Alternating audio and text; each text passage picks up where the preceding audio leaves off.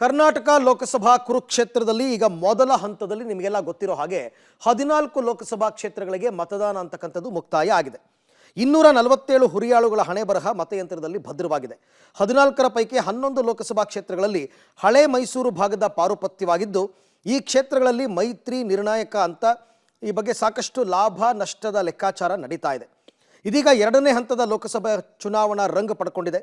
ರಾಜಕೀಯ ದಿಗ್ಗಜರು ಇದೀಗ ಉತ್ತರ ಕರ್ನಾಟಕದತ್ತ ಮುಖ ಮಾಡಿದ್ದಾರೆ. ಬಿಜೆಪಿಯ ಭದ್ರಕೋಟೆಯಾಗಿರುವ ಉತ್ತರ ಕರ್ನಾಟಕದ 14 ಕ್ಷೇತ್ರಗಳಲ್ಲಿ ಮತ್ತೊಮ್ಮೆ ಕಮಲ ಅರಳಿಸೋದಕ್ಕೆ ಕೇಸರಿ ಪಡೆ ರಣತಂತ್ರವನ್ನು ಹೆಣಿತಾ ಇದೆ. ಇದರ ಭಾಗವಾಗಿ ಜೆಡಿಎಸ್ ವಿಧಾನಸಭಾ ಕ್ಷೇತ್ರಗಳಲ್ಲಿ ಶಕ್ತಿಯುತವಾಗಿರುವ ಲೋಕಸಭಾ ಕ್ಷೇತ್ರಗಳಲ್ಲಿ ಪ್ರಚಾರ ನಡೆಸುವಂತೆ ಬಿಜೆಪಿ ದಳಪತಿಗಳಿಗೆ ಅಂದರೆ ಜೆಡಿಎಸ್ನ ನಾಯಕರಿಗೆ ಆಹ್ವಾನವನ್ನು ಕೊಟ್ಟಿದೆ. ಎಲ್ಲೆಲ್ಲಿ ಯಾವ್ಯಾವ ಕ್ಷೇತ್ರದಲ್ಲಿ ಅಂತಕ್ಕಂಥದ್ದನ್ನು ನೋಡ್ತಾ ಹೋಗೋಣ. ಸೆಕೆಂಡ್ ಹಾಫ್ 8 ಕ್ಷೇತ್ರಗಳಲ್ಲಿ ಮೈತ್ರಿ ನಾಯಕರಿಗೆ ಆಹ್ವಾನ ಬಂದಿದೆಯಂತೆ, ಬಂದು ಪ್ರಚಾರ ಮಾಡಿ ಅಂತ ಜೆಡಿಎಸ್ ನಾಯಕರಿಗೆ. ಮಿನಿಮಮ್ ಟಾರ್ಗೆಟ್ ಮ್ಯಾಕ್ಸಿಮಮ್ ವರ್ಕೌಟ್ ತಂತ್ರಗಾರಿಕೆಯನ್ನು ಬಿಜೆಪಿ ಮಾಡ್ತಾ ಇದೆ. ಮಾಜಿ ಪ್ರಧಾನಿ ದೇವೇಗೌಡರು 2 ಕಡೆ, ಕುಮಾರಸ್ವಾಮಿ ಅವರು 6 ಕಡೆ ಪ್ರಚಾರ ಮಾಡ್ತಾರಂತೆ. ಸಕ್ಸಸ್ ಆಗುತ್ತಾ ಅಂತ ದೇವೇಗೌಡರನ್ನ 2 ಕಡೆಗೆ ಕರೆದಿದ್ದಾರೆ, ಕುಮಾರಸ್ವಾಮಿ 6 ಕಡೆ. ಎರಡನೇ ಹಂತದ 14 ಕ್ಷೇತ್ರಗಳಲ್ಲಿ ಕನಿಷ್ಠ 8ರಲ್ಲಿ ಅಲ್ಪ ಸ್ವಲ್ಪದ ಲಾಭದ ಲೆಕ್ಕಾಚಾರ ಇದೆ. ಜೆಡಿಎಸ್ ತುಂಬ ಏನು ಪ್ರಬಲವಾಗಿಲ್ಲದೆ ಇದ್ದರೂ ಕೂಡ ಕರಿಯಣ ಅವ್ರನ್ನ, ಅದರಿಂದ ಉಪಯೋಗ ಮಾಡಿಕೊಳ್ಳೋಣ ಅಂತ 14ರಲ್ಲಿ 8 ಕ್ಷೇತ್ರದಲ್ಲಿ ಪ್ರಚಾರಕ್ಕೆ ಜೆಡಿಎಸ್ ನಾಯಕರಿಗೆ ಬಿಜೆಪಿ ಆಹ್ವಾನವನ್ನು ಕೊಟ್ಟಿದೆ. ಪ್ರಮುಖವಾಗಿ ಯಾರ್ಯಾರು ಅಂದರೆ ದೇವೇಗೌಡರು ಮತ್ತು ಕುಮಾರಸ್ವಾಮಿಗೆ ಬಿಜೆಪಿ ಆಹ್ವಾನವನ್ನು ಕೊಟ್ಟಿದೆ.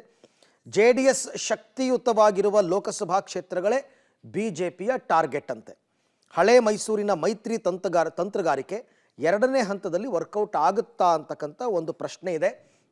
ಯಾಕೆಂದರೆ ಅಲ್ಲಲ್ಲಿ ಒಂದೊಂದು ಕ್ಷೇತ್ರದಲ್ಲಿ ಅವ್ರು ಗೆದ್ದಿದ್ದಾರೆ. ಈಗ ಶಿವಮೊಗ್ಗದಲ್ಲಿ ಒಂದು ಕಡೆ ಗೆದ್ದಿದ್ದಾರೆ, ಅದೇ ರೀತಿಯಲ್ಲಿ ಯಾದಗಿರಿನಲ್ಲಿ ಒಂದು ಕಡೆ ಗೆದ್ದಿದ್ದಾರೆ. ಸೊ ಈ ಥರ ಎಲ್ಲೆಲ್ಲಿ ಅನುಕೂಲ ಆಗುತ್ತೆ ಅಂಥ ಕಡೆ ಅವ್ರನ್ನ ಕರ್ಸೋಣ. ಅವರ ಆಮೇಲೆ ಇದು ಜಾತಿವಾರು ಇರ್ಬೋದು ಅಥವಾ ನಾಯಕರನ್ನು ನೋಡಿ ಮತ ಹಾಕುವಂತಹ ಸಾಧ್ಯತೆ ಎಲ್ಲೆಲ್ಲಿ ಕರೆಸ್ತಾ ಇದ್ದಾರೆ ಅಂತಂದರೆ, ಇವರಿಬ್ಬರಿಗೆ ಡಿಮ್ಯಾಂಡ್ ಇರ್ತಕ್ಕಂಥದ್ದು ಶಿವಮೊಗ್ಗ ಗ್ರಾಮಾಂತರ ಜೆಡಿಎಸ್ ಗೆದ್ದಿದೆ, ದಾವಣಗೆರೆ, ಹಾಗೆಯೇ ರಾಯಚೂರು, ಬಳ್ಳಾರಿ, ಬೀದರ್, ಕಲಬುರಗಿ, ಕೊಪ್ಪಳ ಮತ್ತು ಉತ್ತರ ಕನ್ನಡ. ಇಷ್ಟು ಕ್ಷೇತ್ರಗಳಲ್ಲಿ ಬಂದು ದಯವಿಟ್ಟು ಪ್ರಚಾರ ಮಾಡಿ ಅಂತ ದೇವೇಗೌಡರನ್ನ ಮತ್ತು ಕುಮಾರಸ್ವಾಮಿಯವರನ್ನು ಬಿಜೆಪಿಯವರು ಕೇಳ್ಕೊಂಡಿದ್ದಾರೆ.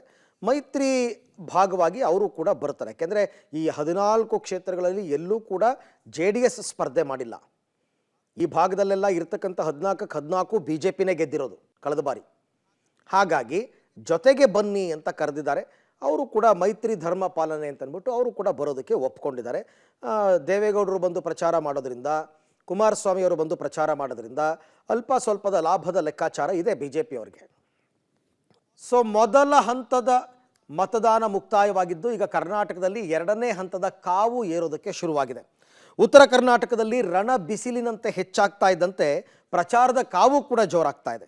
ಇಷ್ಟು ದಿನ ಪ್ರಧಾನಿ ನರೇಂದ್ರ ಮೋದಿ ಹೊರ ರಾಜ್ಯಗಳಲ್ಲಿ ಮುಸ್ಲಿಂ ಮೀಸಲಾತಿ ಬಗ್ಗೆ, ಮುಸ್ಲಿಮರಿಗೆ ಹಿಂದೂಗಳ ಆಸ್ತಿ ಹಂಚಿಕೆ ಬಗ್ಗೆ ಇದನ್ನೆಲ್ಲ ಮುಂದಿಟ್ಕೊಂಡು ಕಾಂಗ್ರೆಸ್ ಮೇಲೆ ಅಟ್ಯಾಕ್ ಮಾಡಿದರು. ಇದೀಗ ಇವತ್ತು ಕರ್ನಾಟಕಕ್ಕೆ ಬರ್ತಾ ಇದ್ದಾರೆ. ಇವತ್ತು ಒಂದೇ ದಿನ 4 ಕಡೆ ಅಬ್ಬರದ ಭಾಷಣವನ್ನು ಮಾಡ್ತಾ ಇದ್ದಾರೆ. ಇದೇ ವಿಷಯಗಳನ್ನು ಇಟ್ಕೊಂಡು ಕರ್ನಾಟಕದಲ್ಲಿ ನಿಂತ್ಕೊಂಡು ಮೋದಿ ಮತ್ತೊಮ್ಮೆ ಅಬ್ಬರಿಸ್ತಾರ? ಕಾಂಗ್ರೆಸ್ನ ಮೈನಾರಿಟಿ ಪಾಲಿಸಿ ಅಸ್ತ್ರ ಚುನಾವಣೆಯಲ್ಲಿ ಬಿಜೆಪಿಗೆ ಪ್ಲಸ್ ಆಗುತ್ತಾ? ಪ್ರಧಾನಿಗೆ ಕಾಂಗ್ರೆಸ್ ಕೌಂಟರ್ ಏನಾಗಿರುತ್ತೆ ಇರೋದು ಕುತೂಹಲ. ಪ್ರಧಾನಿ ಮೋದಿಯವರ ಸರಣಿ ವಾಗ್ದಾಳಿಗಳು ಲೋಕಸಭೆ ಪ್ರಚಾರ ಕಣದಲ್ಲಿ ಸಂಚಲನವನ್ನಂತೂ ಮೂಡಿಸಿದೆ. ಕಳೆದ 1 ವಾರದಿಂದ ಕಾಂಗ್ರೆಸ್ ವಿರುದ್ಧ ನಮೋ ಟಾಕ್ ವಾರ್ ಮುಂದುವರೆಸಿದ್ದು, ಕಾಂಗ್ರೆಸ್ ಅಧಿಕಾರಕ್ಕೆ ಬಂದರೆ ಮುಸ್ಲಿಮರಿಗೆ ನಿಮ್ಮ ಮಂಗಳಸೂತ್ರ ಚಿನ್ನವನ್ನು ಕಿತ್ತುಕೊಡ್ತಾರೆ, ಹಿಂದೂಗಳ ಆಸ್ತಿಯನ್ನು ಮುಸ್ಲಿಮರಿಗೆ ಹಂಚಿಬಿಡ್ತಾರೆ, ಇನ್ನು ರಾಜ್ಯ ಕಾಂಗ್ರೆಸ್ OBC ವರ್ಗದಲ್ಲಿ ಮುಸ್ಲಿಂ ಮೀಸಲಾತಿ ಸೇರಿಸಿ OBC ಸಮುದಾಯಗಳಿಗೆ ಅನ್ಯಾಯ ಮಾಡ್ತಾ ಇದೆ ಅಂತ ವಾಗ್ದಾಳಿಯನ್ನು ಮಾಡ್ತಾ ಬಂದಿದ್ದಾರೆ. ಹೀಗೆ ಒಂದಾದ ಮೇಲೊಂದರಂತೆ ಅಸ್ತ್ರಗಳ ಬುಲೆಟ್ ಫೈರ್ ಮಾಡ್ತಾ ಇದ್ದಾರೆ. ದೇಶಾದ್ಯಂತ ಮುಸ್ಲಿಂ OBC ಮೀಸಲು ವಿವಾದ ಈಗ ತಾರಕಕ್ಕೇರಿದೆ. ಮೋದಿ ಹೇಳಿಕೆಯಿಂದ ರಾಜಕೀಯ ಚಿತ್ರಣ ದಿನಕ್ಕೊಂದು ತಿರುವನ್ನು ಪಡಿತಾ ಇದೆ. ಇದಕ್ಕೆ ಕಾಂಗ್ರೆಸ್ನ ಕೌಂಟರ್ ಏನಿರುತ್ತೆ ಅನ್ನೋದೇ ಸದ್ಯದ ಕುತೂಹಲ.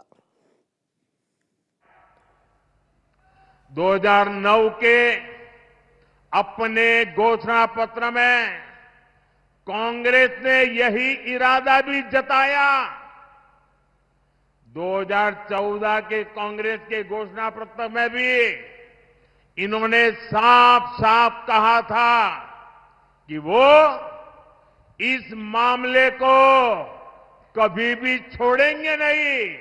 मतलब धर्म के आधार पर आरक्षण देंगे, अगर दलितों का, आदिवासियों का आरक्षण कट करना पड़े तो करेंगे।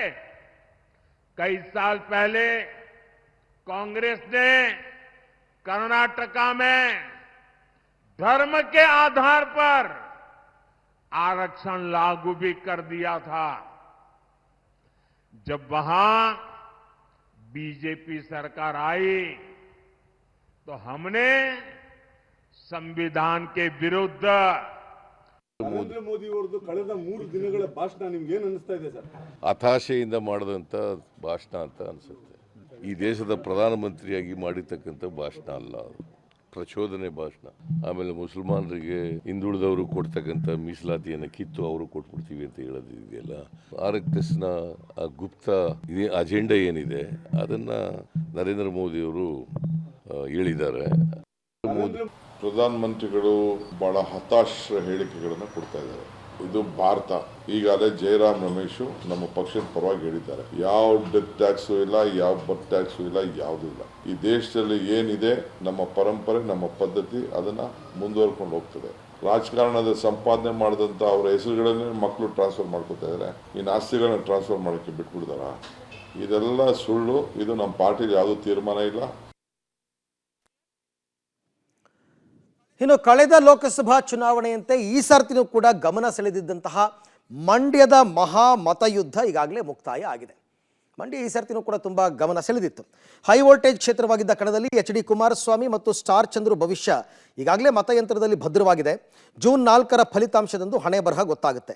ಇಂಟ್ರೆಸ್ಟಿಂಗ್ ವಿಚಾರ ಏನಪ್ಪಾ ಅಂದರೆ, HDK ಪರ ರೆಬಲ್ ಲೇಡಿ ಸುಮಲತಾ ಅಂಬರೀಶ್ ಪ್ರಚಾರಕ್ಕೆ ಹೋಗಲಿಲ್ಲ. JDS ಮೈತ್ರಿ ಪಕ್ಷ BJPಗೆ ಸೇರಿದ್ರು ಕೊನೆಯವರೆಗೂ ಸುಮಲತಾ ಅವರು ಕುಮಾರಸ್ವಾಮಿ ಪರ ಪ್ರಚಾರಕ್ಕೆ ಹೋಗಲೇ ಇಲ್ಲ, ಸೈಲೆಂಟ್ ಆಗಿ ಉಳ್ಕೊಂಡ್ರು. ಈ ಬಾರಿ ಸುಮಲತಾ ಪರ ಪ್ರಚಾರ ನಡೆಸಿ ಗೆಲುವಿಗೆ ಸಹಕಾರಿಯಾಗಿದ್ದ ಚಾಲೆಂಜಿಂಗ್ ಸ್ಟಾರ್ ದರ್ಶನ್ ಈ ಬಾರಿ ಕೈ ಅಭ್ಯರ್ಥಿ ಸ್ಟಾರ್ ಚಂದ್ರು ಪರ ಪ್ರಚಾರ ನಡೆಸಿದ್ದಾರೆ. ಆದರೆ ಸುಮಲತಾ ಮಾತ್ರ ಪ್ರಚಾರದ ಕಣಕ್ಕೆ ಬರಲೇ ಇಲ್ಲ. ಕುಮಾರಸ್ವಾಮಿ ಕೂಡ ಸುಮಲತಾ ಅವರನ್ನ ಭೇಟಿಯಾಗಿದ್ದರು. ದೋಸ್ತಿ ನಾಯಕ HDK ಪರ ಸುಮಲತಾ ಪ್ರಚಾರಕ್ಕೆ ಹೋಗದ ಹಿಂದಿನ ಅಸಲಿಯತ್ತು ಏನು? ಮಂಡ್ಯದಲ್ಲಿ ಸುಮಲತಾ ಪ್ರಚಾರ ಮಾಡದಿರುವ ಹಿಂದೆ BJP ನಾಯಕರ ಪಾತ್ರ ಏನು? ಸುಮಲತಾರನ್ನ ಪ್ರಚಾರಕ್ಕೆ ನಿಗದಿ ಮಾಡುವಲ್ಲಿ BJP ಸೈಲೆಂಟ್ ಆಗಿತ್ತಾ? ಮಂಡ್ಯ ಕ್ಯಾಂಪೇನ್ ಇಶ್ಯೂ ದೋಸ್ತಿ ಭಂಗ ಆಗುವ ಲಕ್ಷಣ ತೋರಿಸ್ತಾ ಇದೆಯಾ? ಸುಮಲತಾ ನಡೆಗೆ ದಳಪತಿಗಳು ಆಕ್ಷೇಪವನ್ನು ವ್ಯಕ್ತಪಡಿಸಿದ್ದಾರೆ. ಪ್ರಚಾರಕ್ಕೆ ಕರೆದರೂ ಸುಮಲತಾ ಬರಲಿಲ್ಲ ಅಂತ ಕುಮಾರಸ್ವಾಮಿ ಆರೋಪಿಸಿದ್ದಾರೆ. ಇದಕ್ಕೆ ಸುಮಲತಾ ಅವರು ಕೌಂಟರ್ ಕೊಟ್ಟಿದ್ದು, ಮಂಡ್ಯದಲ್ಲಿ ಪ್ರಚಾರಕ್ಕೆ ಹೋಗುವಂತೆ BJP ನಾಯಕರು ಸೂಚಿಸಿರಲಿಲ್ಲ ಅಂತ ಹೇಳಿದ್ದಾರೆ. HDK ಸುಮಲತಾ ಟಾಕ್ ಫೈಟ್ಗೆ BJP ನಾಯಕರು ತಂಡ ಹೊಡೆದಿದ್ದಾರೆ. ಇವರಿಬ್ಬರ ಜಟಾಪಟಿಯಲ್ಲಿ ಮಧ್ಯಪ್ರವೇಶ ಮಾಡದೆ BJP ಎಚ್ಚರಿಕೆ ನಡೆಯನ್ನು ಅನುಸರಿಸ್ತಾ ಇದೆ. ಸ್ಟಾರ್ ವ್ಯಾಲ್ಯೂ ಇರುವ ಸಂಸದೆ ಸುಮಲತಾ ಅವರನ್ನು ಯಾವ ಲೋಕಸಭಾ ಕ್ಷೇತ್ರಕ್ಕೂ BJP ಪ್ರಚಾರಕ್ಕೆ ಕಳಿಸಿರಲಿಲ್ಲ. ಇಲ್ಲ, ಹೋಗಿದ್ರು, ಉಡುಪಿ ಚಿಕ್ಕಮಗಳೂರಿಗೆ ಹೋಗಿದ್ರು, ಮೈಸೂರಿನಲ್ಲಿ ಯದುವೀರ್ ಪರ ಪ್ರಚಾರ ಮಾಡಿದ್ರು. BJPಯ ಈ ಸೈಲೆಂಟ್ ನಡೆಯಿಂದ ಈಗ ಮೈತ್ರಿ ಸಂಬಂಧ ಮೇಲೆ ಪರಿಣಾಮ ಬೀರಬಹುದು ಅಂತ ಹೇಳಲಾಗ್ತಾ ಇದೆ. ಇವರಿಬ್ಬರ ನಡುವಿನ ಫೈಟ್ನ ಡ್ಯಾಮೇಜ್ ಕಂಟ್ರೋಲ್ಗೆ ಅಶೋಕ್ ಕಸರತ್ತು ನಡೆಸಿದ್ದಾರೆ. ಇದು ಕಮ್ಯುನಿಕೇಷನ್ ಗ್ಯಾಪ್ ಅಷ್ಟೇ, ಬೇರೇನಿಲ್ಲ ಅಂತ ಅಶೋಕ್ ಅವರು ಸೇಫ್ ಗೇಮ್ ಆಡಿದ್ದಾರೆ. ಕುಮಾರಸ್ವಾಮಿ ಅವರು ನಮ್ಮ ಮನೆಗೆ ಬಂದಾದಮೇಲೆ ಈವರೆಗೂ ಅಲ್ಲಿಂದನೂ ನನ್ನ ಜೊತೆಯಲ್ಲಿ ಯಾರೂ ಫೋನಲ್ಲಿ ಮಾತಾಡಿಲ್ಲ. ಮೇಡಮ್ ಬರಬೇಕು, ನಮ್ಮ ಪ್ರಚಾರಕ್ಕೆ ಜಾಯ್ನ್ ಆಗಬೇಕು ಅನ್ನೋಂಥದ್ದು. ಇಷ್ಟು ನಾನು ತ್ಯಾಗ ಮಾಡಿ ಅದಕ್ಕೆ ಬೆಲೆ ಇಲ್ಲದಂಗೆ ಆಗುತ್ತೆ ಅನ್ನೋ ಒಂದು ಬೇಜಾರು ನನ್ನಲ್ಲಿ ತುಂಬ ಕಾಡ್ತಿದೆ. ಹಾಗಾದರೆ ನಾನು ಮಾಡಿದ ತಪ್ಪ? ಸುಮಲತಾ ಅವರು ನಮ್ಮ BJP ಪಕ್ಷದ ನಾಯಕಿಯವರು. ಸೊ ಅವರು ಯಾವ ಅರ್ಥದಲ್ಲಿ ಹೇಳಿದ್ದಾರೆ ಗೊತ್ತಿಲ್ಲ. ಮೈಸೂರು ಕಾರ್ಯಕ್ರಮದಲ್ಲಿ ಮೋದಿಯವರು ಬಂದಾಗ ನಾನು ಕೂಡ ಅಲ್ಲಿ ವೇದಿಕೆ ಮೇಲಿದ್ದೆ. ಆ ಸಂದರ್ಭದಲ್ಲಿ ಕುಮಾರಸ್ವಾಮಿಯವರು ಸುಮಲತಾ ಅವರಿಗೆ ಇನ್ವೈಟ್ ಮಾಡಿದ್ರು. ನಿಜ, ಅದು ಸತ್ಯ ಪ್ರಶ್ನೆ, ನಿಜ. ಇನ್ವೈಟ್ ಮಾಡಿದ್ರು. ಸಮಯ ನೋಡಿಕೊಂಡು ತಾವು ಬರಬೇಕು ಅಂತ ವಿನಂತಿಯನ್ನು ಮಾಡಿದ್ರು. ಯಾರು ಸುಳ್ಳು ಹೇಳಿಲ್ಲ. ಕುಮಾರಸ್ವಾಮಿಯವರು ಸುಳ್ಳು ಹೇಳಿಲ್ಲ, ಸುಮಲತಾ ಅವರು ಸುಳ್ಳು ಹೇಳಿಲ್ಲ. ಈಗ ಉತ್ತರ ಕರ್ನಾಟಕ ಭಾಗದಲ್ಲಿ ಇಬ್ಬರು ಪ್ರಚಾರಕ್ಕೆ ಹೋಗ್ತಾರೆ. ನರೇಂದ್ರ ಮೋದಿಯವರ ಕಾರ್ಯಕ್ರಮದಲ್ಲಿ ಮೈಸೂರಿನಲ್ಲಿ ಒಂದೇ ವೇದಿಕೆ ಮೇಲಿದ್ದು, ಅಲ್ಲೂ ಸಹ 1-2 ದಿನ ಪ್ರಚಾರಕ್ಕೆ ಆದರೆ ಸಾಧ್ಯ ಆದರೆ ಬನ್ನಿ ಯಾಕಂತ ಕರೆದಿದ್ದೇನೆ. ಅದು ಹೊರತುಪಡಿಸಿ ಇಲ್ಲಿ ನಾನು ಅವರು ವಿರೋಧ ಮಾಡಿ, ಈಗ ನನಗೆ ಬಂದು ಮತ ಯಾಕೆ ಹಾಕಿದ್ದಾರೆ? ಅವ್ರ ಮತ ನನಗೆ ಕೊಟ್ಟಿರ್ತಾರೆ. ಅವ್ರು ಬಂದಲ್ಲಿ ಊರಿನಿಂದ, ಬೆಂಗಳೂರಿಂದ ಬಂದಿಲ್ಲಿ ದೊಡ್ಡ ಸಂಖ್ಯೆಯಲ್ಲಿ ಮತ ಹಾಕಿಲ್ಲವಾ? ಅದರಿಂದ ಇಲ್ಲಿ ಗೊಂದಲಗಳಿಗೆ ಯಾರು ದೊಡ್ಡ ಮಟ್ಟದಲ್ಲಿ ಪ್ರಚಾರ ಕೊಡಬೇಕಾಗಿಲ್ಲ. ಅವರನ್ನೂ ಒಳಗೊಂಡಂತೆ, ಅಂಬರೀಷ್ ಅಣ್ಣನ ಅಭಿಮಾನಿಗಳೂ ಒಳಗೊಂಡಂತೆ ಎಲ್ಲರೂ ನನಗೆ ಕೆಲಸ ಮಾಡಿದ್ದಾರೆ. ಇದರಲ್ಲಿ ಯಾರು ಯಾರ ಬಗ್ಗೆನೂ ಸಣ್ಣತನದಲ್ಲಿ ಮಾತಾಡೋದು ಬೇಡ.